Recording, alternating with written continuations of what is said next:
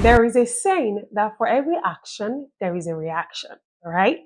And you would agree with me that you react in a certain way when you get some certain types of actions from your spouse. Yeah? Okay.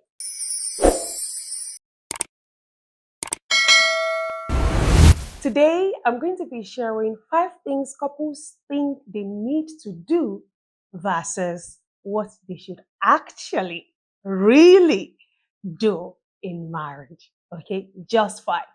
Let's get straight into it, shall we? Okay, number 1, couples think they need to keep things to themselves in order not to burden their partner. But what you should really do is to share your feelings openly to create a deeper emotional bond. I know that you'll be like, oh, I don't want to open up. Let me just keep this to myself. I don't want to stress her or I don't want to stress him. No, don't do that. Open up. Open up. Share your feelings. Talk about how you're feeling. If you're feeling good, say it. If you're not feeling too good, talk about it too, right? Stop keeping things to yourself because you feel you don't want to burden your partner. No, you are in it together. You have each other. So why are you living as though you're living alone or you're single? You're no more single. Use your partner. So share your feelings with them. That's one of the reasons why you have them, right? So share your feelings, okay? Number 2, couples think they need to hide their vulnerability, especially the men. They don't want to cry, they've been taught not to cry. You can't see men break down. It's wrong. What you should really do is to be vulnerable. Let your partner in. This allows true intimacy, okay?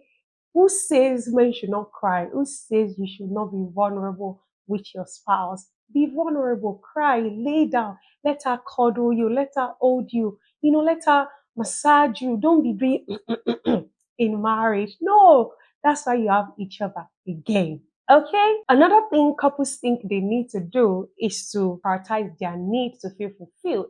Like you prioritize your need to feel fulfilled. No, what you should do, yeah, let me read what I wrote, is to prioritize your partner's need, knowing fulfillment comes from giving. Even scripture says, give, it shall be given unto you. Marriage is not about me, me, me, me, me, me. No, it's about us. It's about your spouse, right? It's about service. You provide service, you serve each other. I mean, you cannot be stingy in marriage. No. The people will just be stingy and arrogant. They want to keep things to themselves or keep information to themselves. No, don't do that. You're prioritizing yourself, yourself, yourself. No, be open. I mean, share things with your spouse. It is not about you alone, it's about both of you. Okay?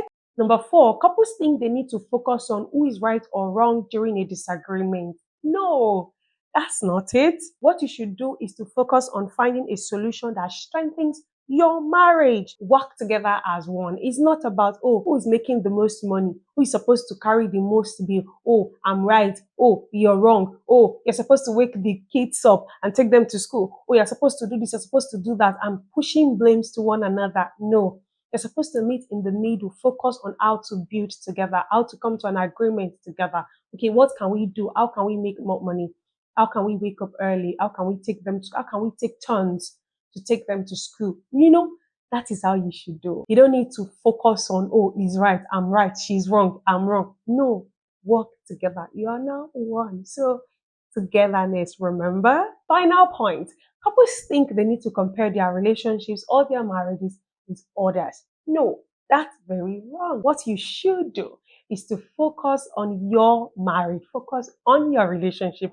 I will say that you should celebrate your unique journey and cherish what you have together, right? You can pick 1 or 2 lessons from your mentor, or from your pastors or from your friend who is doing well in marriage, not you start comparing your spouse to that person or comparing your marriage. No 2 marriages are the same, right? And people tend to show you what they want you to see. They don't see the deep things that is happening in their homes. So when you start comparing your wife to that person or comparing your husband to that person, you're doing yourself a disservice by doing that. You're hurting yourselves, okay? So focus on yourself. Celebrate your unique journey. Celebrate your unique marriage, Okay, learn from the people you want to learn from.